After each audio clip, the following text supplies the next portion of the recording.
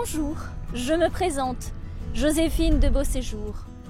Aristocrate parisienne, j'ai pour habitude de venir séjourner à Royan, sur l'océan. La première fois que je suis venue à Royan, c'était en 1881, avec mes parents.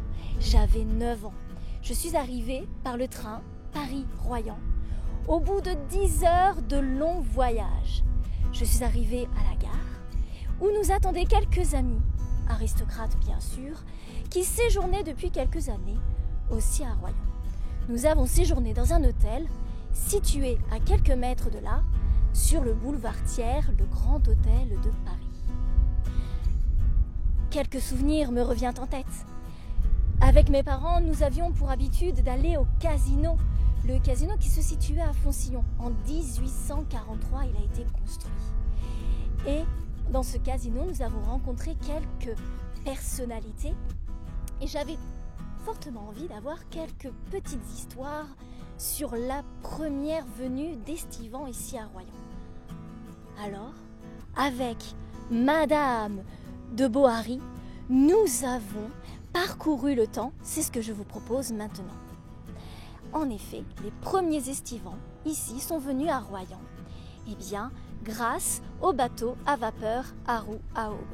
Ces premiers estivants, ils arrivent de Bordeaux, mais ils arrivent aussi de Cognac, du Limousin.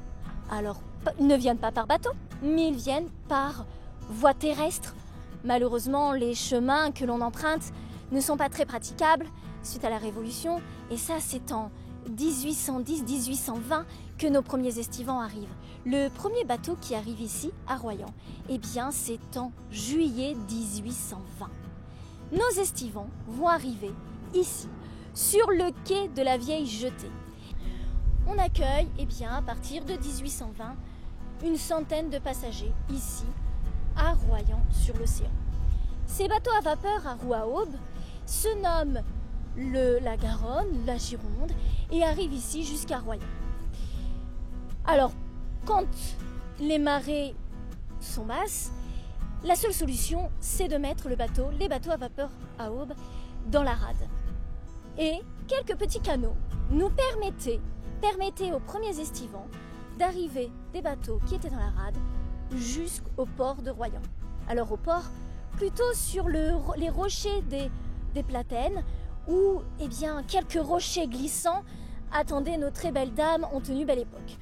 Autant vous dire qu'avec les belles tenues que nous avons à cette époque, mesdames et messieurs, il y avait quelques accidents et quelques membres cassés en arrivant sur les rochers de la Platine. Et un escalier nous permettait d'arriver directement en centre-ville de Royan. Ou sinon, les petits canots nous débarquaient sur la plage de Royan. Mais là, les estivants étaient quelque peu terrifiés. Nous arrivons à Royan, nous profitons de la vue sur cette ville qui commence à s'épanouir avec la construction d'hôtels, de squares comme le Square Botton, où l'on se balade, où on se promène. J'ai encore souvenir, il y a peu, d'une nouvelle jetée qui a été construite de 1896 à 1899, où vous avez 200 mètres de jetée qui vont être construits après la destruction de rochers à Foncillon. Et là va débarquer, que ce soit à marée haute ou à marée basse, les bateaux à vapeur à roue à aube. Ils arrivent avec plus de rotation que les premiers bateaux qui arrivaient une fois tous les 15 jours. À la fin du 19e siècle, on vient pratiquement tous les jours jusqu'à Royan. Et c'est ainsi que débarquent, et nous les attendons, nous, les estivants, les Parisiens, nous attendons nos amis bordelais sur le quai, sur la nouvelle jetée embarcadère qui a été construite à cette époque.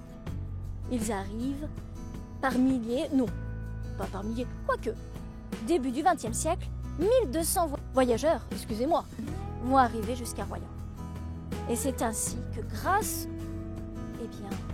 aux bateaux à vapeur à roue à aube, que les premiers estivants vont arriver, et au fur et à mesure des années qui passent, nous serons de plus en plus nombreux sur Royan, si bien qu'on compte plus de 100 000 visiteurs bien, au début du XXe siècle.